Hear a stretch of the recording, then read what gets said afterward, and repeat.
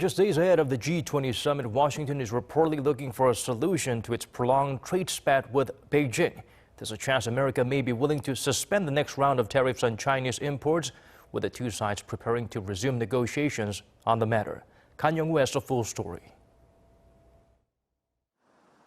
With Presidents Trump and Xi set to meet later this week at the G20 summit in Japan, the U.S. could delay imposing more tariffs on some $300 billion worth of Chinese imports in an effort to restart trade negotiations.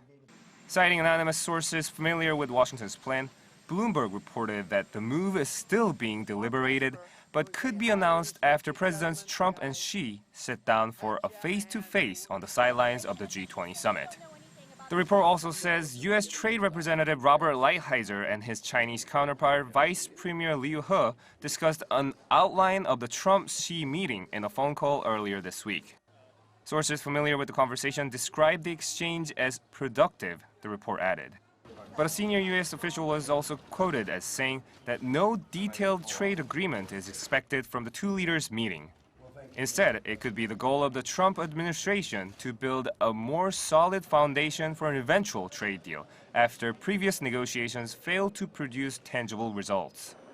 Meanwhile, the U.S. has concluded government hearings on the proposed extra tariffs on Chinese goods on Tuesday local time. This comes after a week-long series of testimonies by hundreds of companies asking for reprieve from the fallout of the trade war between Washington and Beijing. According to the South China Morning Post, more than 300 representatives from different industries stressed that Trump's tariffs were costing American jobs, raising U.S. consumer prices, and posing a national security threat in some cases. Back when high-level trade talks in May ended without an agreement, Washington hiked its tariffs from 10% to 25% on $200 billion of Chinese imports to the U.S.